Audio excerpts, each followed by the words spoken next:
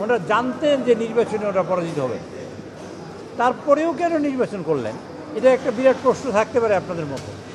এই প্রশ্নটা আমি সাধুবাদ দেই এবং কনগ্রাচুলেট করি বিরোধী দলকে যে আমাদের মানুষরা গণতন্ত্র কী জিনিস, ভোট দেওয়া কী জিনিস সেটা ভুলতে বসেছিল। গত 17 বছর ধরে মানুষ ভোট দিতে পারে না এবং ভোটের আমেজটাই চলে গেছিল। টেলিভিশনও দেখা মানে পার্লামেন্ট দেখা বা এই ব্যাপারে কোনো তাদের ইচ্ছাও ছিল না। আলহামদুলিল্লাহ আজকের সেই ইমেজটা পুরোটাই ফিরে এসছে যে আমরা এই সমগ্র জাতি প্রত্যক্ষ করেছে। আমরা নির্বিঘ্নে 18 কোটি মানুষের প্রতিনিধি এখানে বসে আমরা ভোট দিয়ে আমাদের রাষ্ট্রপতিকে নির্বাচিত করেছি। সুতরাং আমরা চাই ভবিষ্যতে যাতে এই দেশের কার্যক্রম যাতে স্বাভাবিকভাবে চলে এবং এই দেশের উন্নয়ন যাতে অব্যাহত গতিতে আগায়, তার জন্য আমরা আমাদের দলীয় আমাদের মনোনীত প্রার্থী যাকে আমরা নির্বাচিত করছি তার মাধ্যমে ইনশাল্লাহ আমরা এগিয়ে যাব।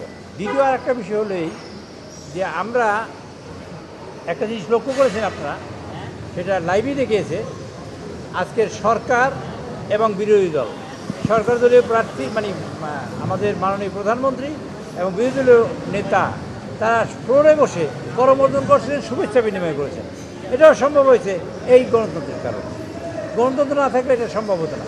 যেমন আগে আওয়ামী লীগের বাড়িতে কেউ বিএনপির লোক যেতে পারতো না, বিএনপি বাড়িতে আওয়ামী লীগের লোককে দাওয়াত ছিল না। এখন বৈশ্বিক বিষয়টা এরকম হয়েছে যে আমরা ইনক্লুসিভ, আমরা দেশের সমস্যার সমাধান করতে চাই এইখানে বসে।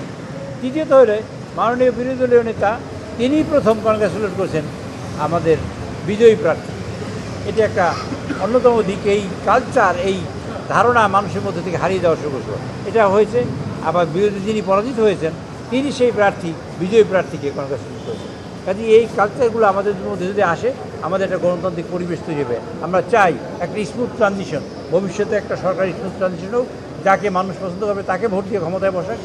আমরা যদি মানুষ আমাদের পছন্দ না করে আমাদের কার্যক্রম, তাহলে দেখবে আমরা পিছনে বসছি, আমরা বিরোধী দলে বসছি, তারা বসবে সরকারে।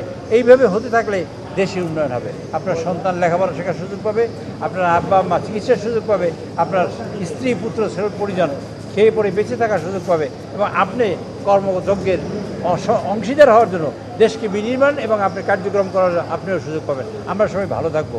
সংবিধান সংশোধন করা যায়নি এই কারণে আপনাদের বলি, প্রফেসর ইউনুস আহমেদ, আপনারা তার নাম শুনেছেন নিশ্চয়ই, তাই না? ডক্টর ইউনুসের নাম শুনছেন?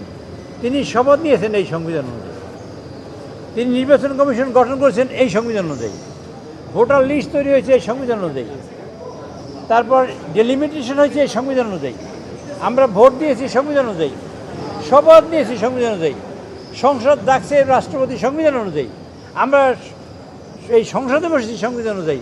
এখন সংবিধান বাদ দেবো কেমন? আপনাদের কাছে জানতে চাই। কাজেই 70 অনুচ্ছেদ এই সংবিধানে আছে, আমাদের মানতে হয়েছে। আমরা সেই জন্যই চাই বিরোধী দল ঐক্যবদ্ধভাবে আমরা সংবিধান সংশোধন করে এই 70 অনুচ্ছেদের কবর দিতে চাই। কবর হোক, আগামী নির্বাচন হোক এবং সংবিধান 70 অনুচ্ছেদ বাইরে সেটা প্রত্যাশা করি এবং আগামী নির্বাচন ইনশাল্লাহ যদি সব বিরোধী দল ঐক্যবদ্ধ হয় সংবিধানের 70 অনুচ্ছেদ বাদ দিয়েই আমাদের ইনশাল্লাহ ভবিষ্যতে রাষ্ট্রপতি নির্বাচন হবে।